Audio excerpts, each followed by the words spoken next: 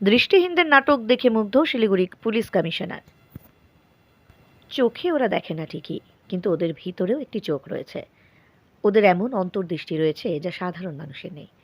শনিবার বিশ্ব প্রতিবন্ধী দিবসে শিলিগুড়ি শহর লাগোয়া শালুগাড়ার প্রেরণা এডুকেশন সেন্টারে দৃষ্টিহীন ছাত্রছাত্রীরা এমন এক নাটক পরিবেশন করে যা দেখে তাদের প্রতিভার ভূয়সী প্রশংসা করেন খোদ শিলিগুড়ি পুলিশ কমিশনার অখিলেশ চতুর্বেদী।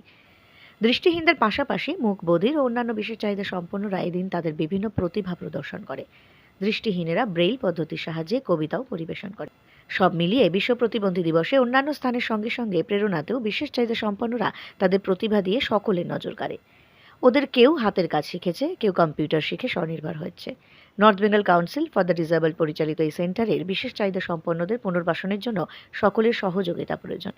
এদিন অনুষ্ঠান পরিচালনার জন্য বিএসএফ থেকেও সহযোগিতা করা হয়। ওই সেন্টারের বিশেষ চাহিদা সম্পন্নরা যাতে স্বনির্ভর হয়ে প্রতিষ্ঠিত হতে পারে সেজন্য পুলিশের তরফে পুরো সহযোগিতা করা হবে বলে পুলিশ কমিশনার অখিলেশ চতুর্বেদী জানিয়েছেন। এদিন সেখানে ডিজিটাল লিটারেসি ল্যাব, ছাত্রাবাস প্রভৃতির উদ্বোধন হয়। कितनी ऊब होती अगर प्रकृति ने बनाई होती ये दुनिया एक जैसी, एक सी घास होती, एक सी दूब होती। आज international day of disability persons with disability के उपलक्ष्य में आप सभी के समक्ष एक विशेष ड्रामा प्रेजेंट करने जा रहे हैं जिसका नाम है इम्पोर्टेंस ऑफ टेक्नोलॉजी, जिसमें यह दर्शाया जा रहा है कि आज के समय में हमारे जीवन में टेक्नोलॉजी की कितनी बड़ी भूमिका है। सच कहे तो टेक्नोलॉजी एक ऐसा माध्यम है जो हमें उस ऊंचाई तक पहुंचने में मदद करती है जहां पर पहुंचकर हमें गर्व की अनुभूति के साथ साथ बराबरी का भी एहसास होता है और इंक्लूसिव सोसाइटी बनाने में मदद करती है। पहले दृश्य में यह दर्शाया जा रहा है कि एक परिवार होता है जिसमें एक लड़की दृष्टिहीन है। वह एक विद्यालय की अध्यापिका है। Good morning ma'am. Good morning student. अच्छा बच्चों, कल हमने क्लास में क्या पढ़ा था? तितली और परी। अच्छा ठीक है, आज हम उसके प्रश्न उत्तर करेंगे। इसी प्रकार अध्यापिका बच्चों को पढ़ाती थी, बच्चों के परीक्षा भी लेती थी दूसरों की मदद से और प्रश्न उत्तर भी चेक करती थी। तभी अचानक कोरोना के कारण लॉकडाउन हो गया। कुछ दिन के बाद सभी टीचर बच्चों को ऑनलाइन क्लास लेने लगे, लेकिन सुनामी ऑनलाइन क्लास नहीं ले पा रही थी।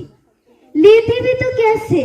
उसके पास तो टेक्नोलॉजी के बारे में कुछ जानकारी ही नहीं थी। यह कब तक चलता? इसलिए प्रिंसिपल ने सुनामी को स्कूल में बुलाया। Good morning ma'am. Good morning. तुम्हारा काम कैसा चल रहा है? हाँ मैम, काम तो ठीक है, सब ठीक चल रहा है, लेकिन कुछ दिन से बच्चों की पढ़ाई नहीं हो पा रही है। हाँ, जानती हूँ सुनामी, तुम तो ऑनलाइन क्लास भी ठीक से नहीं कराती हो। सरकार तुम्हें फोकट के पैसे देने नहीं सकते। तुम बच्चे के पढ़ाई के साथ खिलवाड़ नहीं कर सकती। तुम अगर बच्चों को नहीं पढ़ा पाओगी तो छोड़ दो, तुम्हारी जगह मैं दूसरे टीचर को प्रमोट कर लूंगी। नहीं नहीं मैम, प्लीज मेरे साथ ऐसा मत कीजिए। मैं दूसरों की सहायता से बच्चों को पढ़ाने की कोशिश करूंगी। तुम्हारे तो टेक्नोलॉजी की कोई अकील नहीं है, स्किल नहीं है। नहीं, मैं तुम्हें दूसरा मौका दे नहीं सकती। कृपया करके तुम यहाँ से चली जाओ। इस प्रकार सुनामी को स्कूल से निकाल दिया जाता है। वह निराश हताश हो जाती है। उसके बाद उसने कई जगहों पर जॉब की तलाश की, लेकिन उसे कुछ हाथ नहीं लगा। एक दिन उसे उसके मित्र जूली ने फोन किया।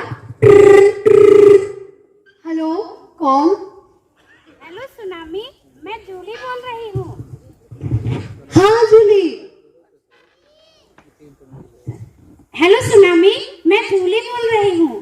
तुमने मुझे कोई ट्रेनिंग सेंटर खोजने के लिए कहा था ना? हाँ जूली, कहो कुछ मिला क्या तुम्हें? कहाँ है? सेंटर तो बेंगलोर में ही है, लेकिन सबसे बड़ी बात तो ये है कि तुम वहाँ जा पाओगी, और सबसे बड़ी बात तो ये है तुम्हारे फैमिली तुम्हें वहाँ जाने के लिए सपोर्ट करेंगे। नहीं जूली, इतनी दूर मैं अकेली कैसे जा पाऊंगी? और मेरे आर्थिक स्थिति भी कुछ ठीक नहीं है। मेरे मम्मी पापा इस बात के लिए मुझे सपोर्ट तो नहीं करेंगे, लेकिन फिर भी मैं उनको बोलकर कोशिश करके देखूंगी। Okay bye.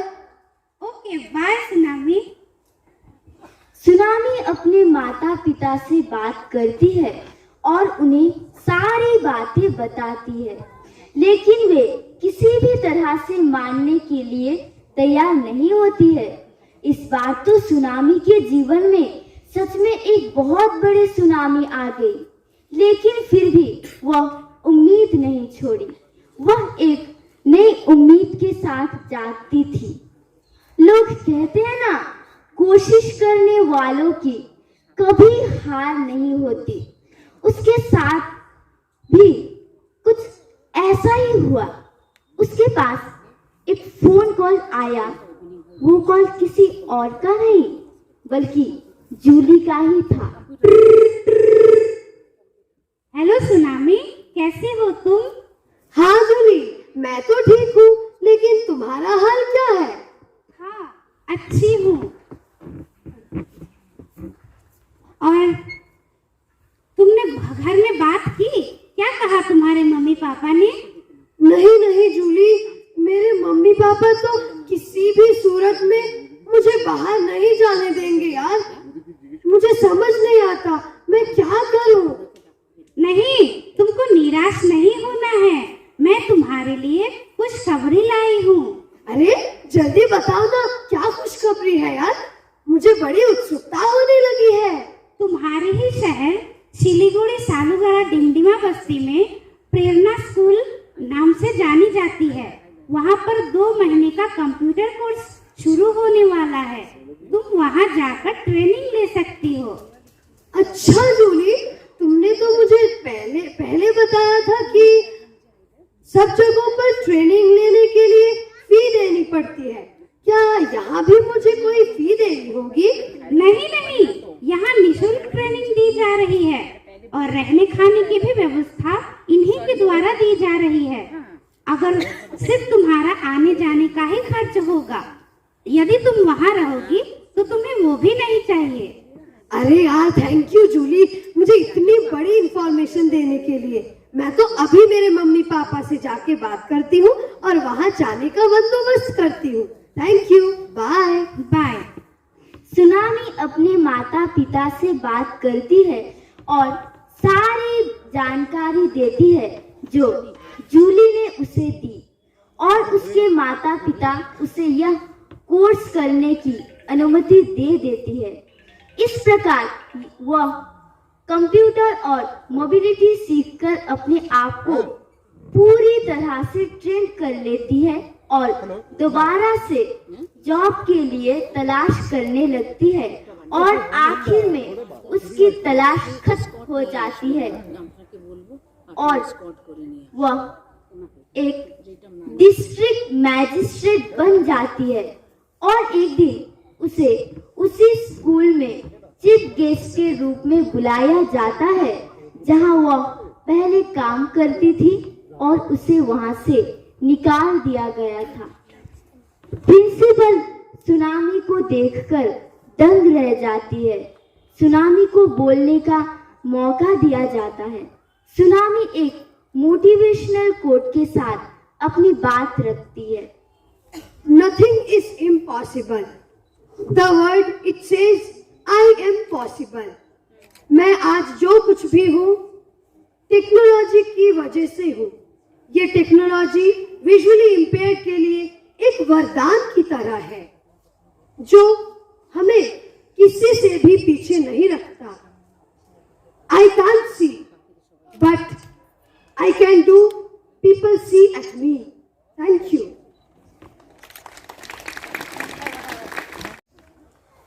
यहाँ पर आकर के मुझे बहुत अच्छा लगा।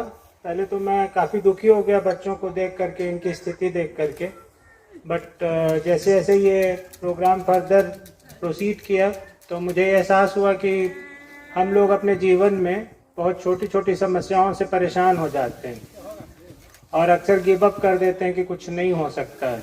बट इन्हें देख करके एटलीस्ट मुझे ये समझ में आया कि कभी भी जीवन रुकता नहीं है, चलता ही रहता है अपनी स्पीड से।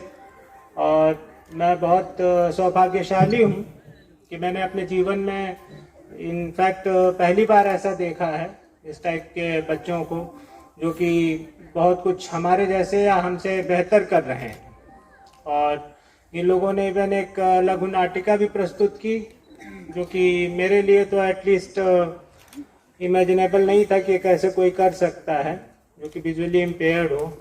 और मैं इतना ही कहना चाहूँगा कि प्रेरणा फाउंडेशन ये बहुत ही अच्छा काम कर रहा है और जो भी लोग इससे जुड़े हुए हैं उनके ऊपर भी बहुत ही दायित्व है कि एटलीस्ट ऐसे बच्चों के लिए वो कुछ कर पा रहे हैं अपने जीवन में।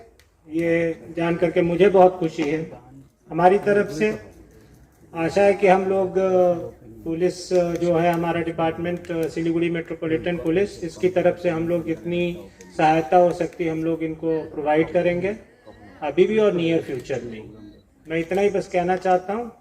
आप सभी लोग को बहुत बहुत धन्यवाद। Thank you.